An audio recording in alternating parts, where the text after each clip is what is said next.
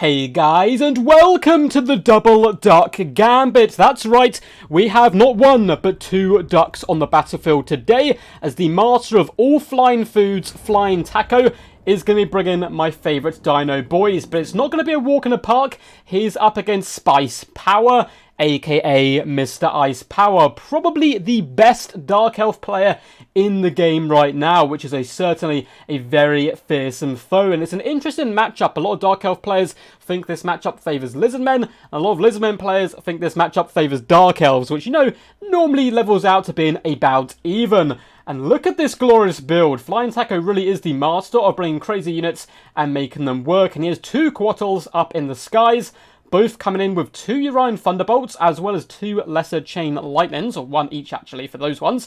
And not only do they look glorious with their tongues dangling out of their mouths in absolute beauty. Let's get a little chin scratch there, a little neck rub to let them know they are the best ducks in the Warhammer universe. But that is a lot of bound abilities. Coming in as well with Lord Mazdamundi on his floating plateau, looking particularly badass here. I always wonder who paints his belly with these little claw marks. I guess that's a question for another time.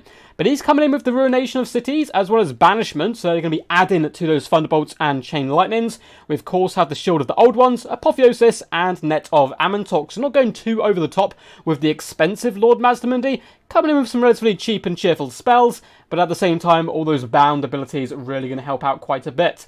To his right, his loyal sidekick, Gary, the Bastildon with the Ark of Sotek, who is now leveled up significantly. I did actually do a video recently on the Bastildon and why I think it's a really powerful unit now. But yeah, the Ark of Sotek with its new ability really can chew its way through infantry like no tomorrow, which is good. It's what it's designed to do.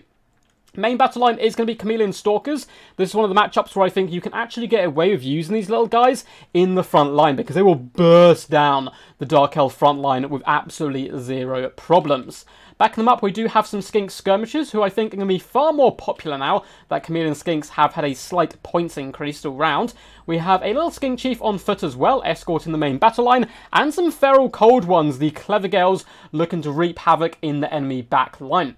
Now for the forces here of Ice Power and the Dark Elves, he has gone with one of his more traditional builds here. So a load of cheap infantry in the front line, Bleak Swords, Dread Spears, the standard good stuff. And this is often what you see from Dark Elves in general. And then we have a bucket ton of ranged firepower. 4 Dark Shards all lined up here in a glorious row, bringing those armor-piercing missiles to the battlefield, and they shall be protected by triple Cold One Dread Knights. Cold One Dread Knights ferocious in this matchup because they can dispatch Cold One Spear Riders as well as the Cold One Riders, and also harass and hunt down skinks and all that glorious stuff.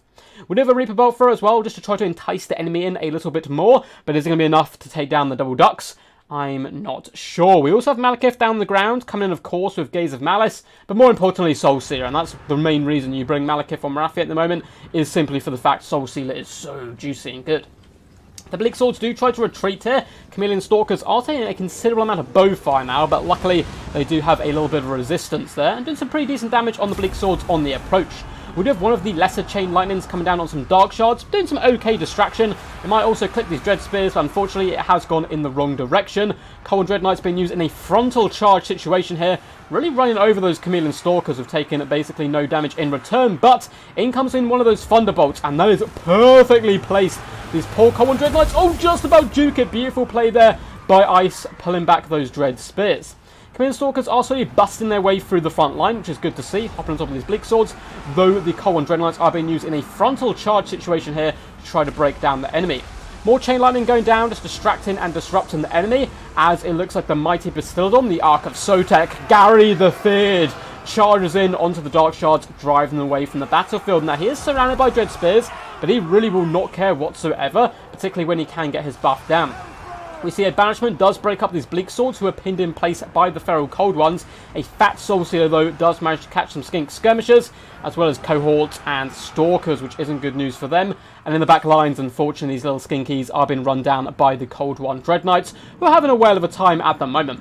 Both the giant ducks in the sky are doing absolutely fine. One is slightly surrounded at the moment by the Cold One Dread Knights, but they've been pinned in place now by Net of Amantok, and the Skink Skirmishers just unleashing hell upon them. Yeah, you've got 120 armor, but enough blow darts will eventually drag down anyone.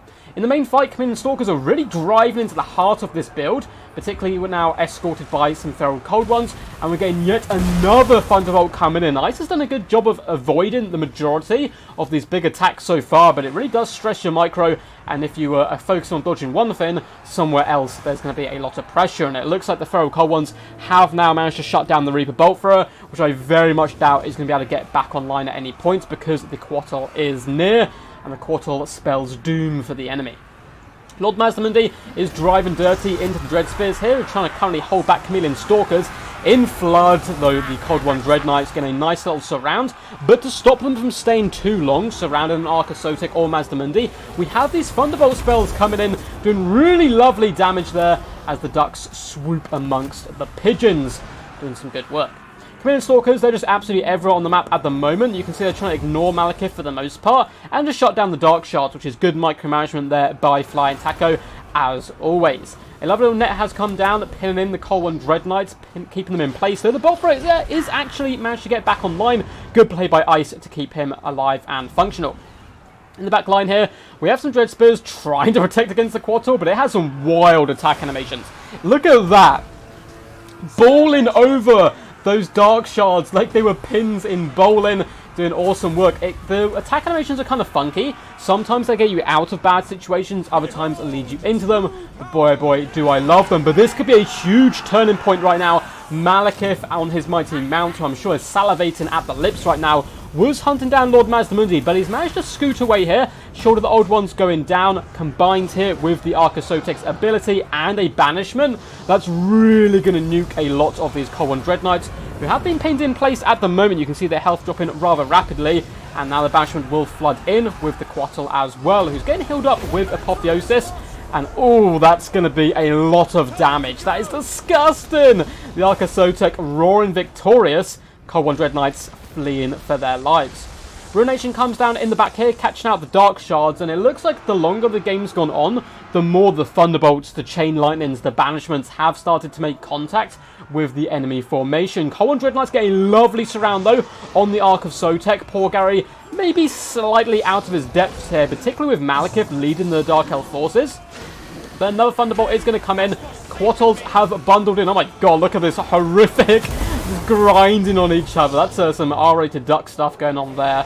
Cold One Dread Knights do take a considerable amount of damage, though, and they're now out of control. We're also seeing an Apotheosis go down on the Quattles, and it seems like the Cold One Dread Knights may be able to get Gary off the battlefield, but at the cost of their own lives, which I don't know who that's going to trade more effectively for at the moment. You would think the Lizardmen, as the bounce pad does seem to be slightly in their favour, and actually the Arc may well be able to survive this. Seems like Malekith has now been pinned in place.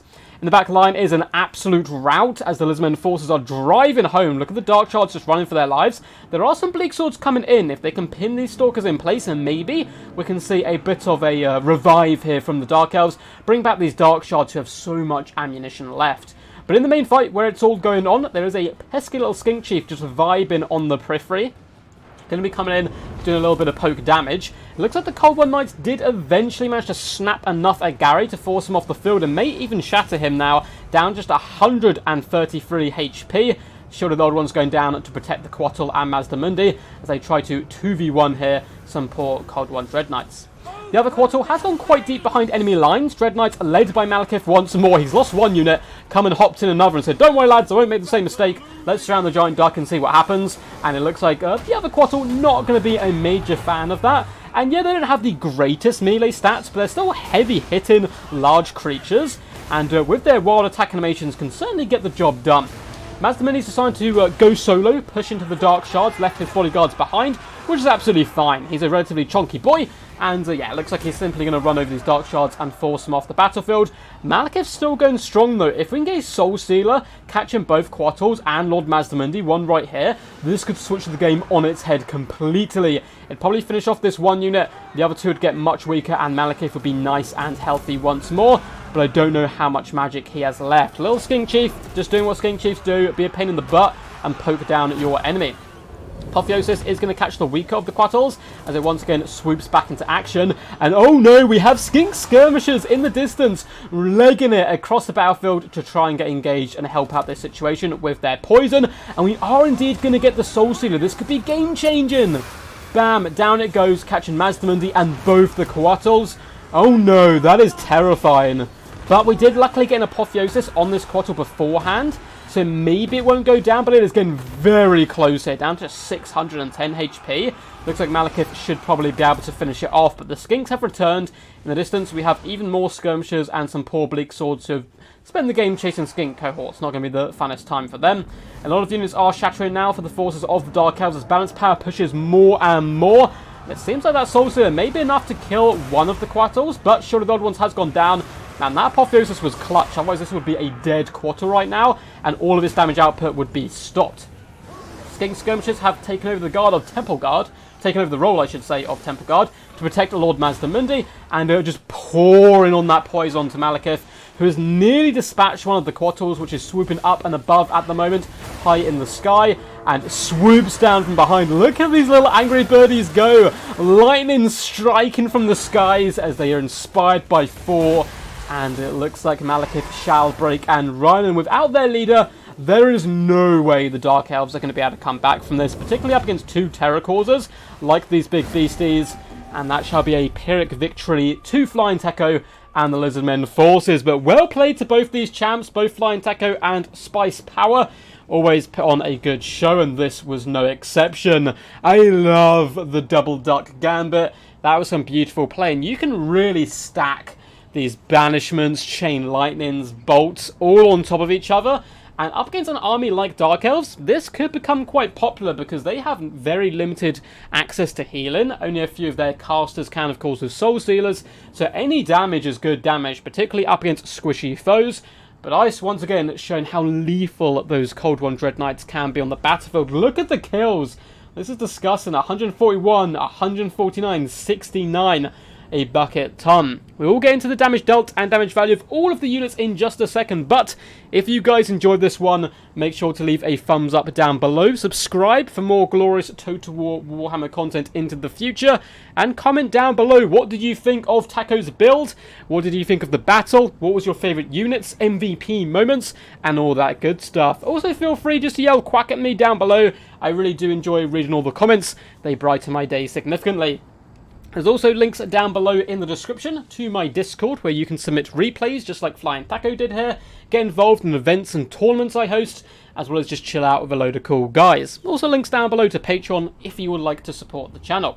By the way, on to the good stuff and the reason we're here. Lord Mazdamundi, our Lord and Saviour, leaving his pet Zlak at home, which is a sad day.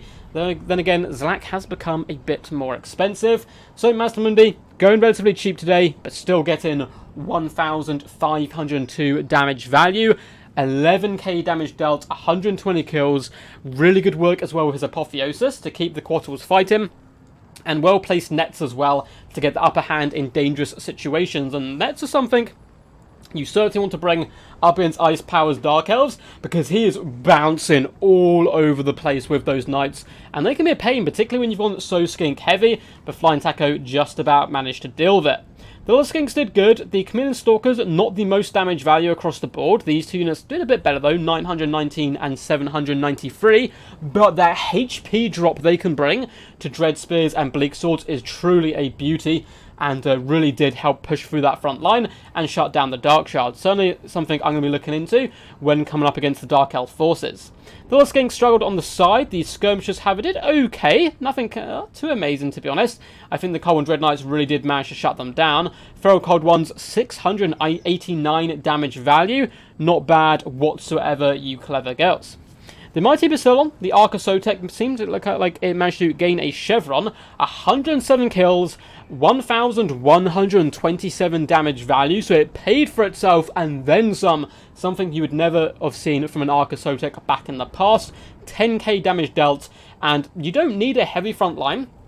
You can kind of get away with these Skinks who burst down the HP, because then the Arc comes in, follows up, and uses Air Effect, and that's just going to drain the remaining HP out of the souls of the Dark Elf infantry. So I actually really like this pick combined with the Chameleon Stalkers. And the cool thing is your opponent can't really target it down from long range. There's Quattles flying over. They're kind of deemed the bigger threat. Plus, of course, they are giving it Stalk, which is always lovely.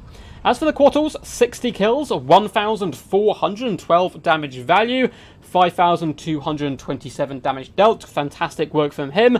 And the other Quartal, my god. 78 kills, 8,783 damage dealt. 2,328 damage value. A quick round of applause there for Flying Taco. I think he knew. He sent me a message about this replay, and I think he knew I would love it when he's bringing the 2 Quartals to the battlefield. As for Ice Power, really good build. I'm a massive fan of his Dark Elf structure, of a lot of his armies he brings, and this one is no different. We have Malekith, 2,964 damage value, 13k damage dealt, 77 kills with some really nice Soul Sealers, nearly clutching it out in the end game. And Malekith is very good in this matchup. It's maybe one of the very few matchups you would take him over Marathi, though she is also fine here as well. Bleak Swords across the board just got absolutely wiped, so did the Dread Spears, none of them paying for themselves really. 500 damage value on this last unit isn't too shabby at the end of the day, but they're here as sacrificial lambs, and sacrificial lambs they were. Dark Shards, 450, 387, 902 and 640 damage value. Not too shabby, but when they're meant to be the main punch of your build, you're going to need to get slightly more out of them. The Reaper Bolt Thrower did 555, nothing too crazy, but again, did force the Lizardmen players into action. Cold Dread Knights, 141 kills, 1,263 damage value, 10k damage dealt. Really lovely work from them. 1,334 damage value on this unit, with, again, 149 kills and 11k damage dealt. And the last one, 1,000 damage value. Jesus, he did such good work with his Elite Cavalry, showing that it does certainly have a place in this matchup. And I think Elite Cavalry, for the most part, can do okay up against Lizardmen. You're running over a lot of skinks and trying to surround some of the large, crazier beasts. Anyway, guys, hope you enjoyed this one. Until next time, peace, peace. And as always, stay awesome.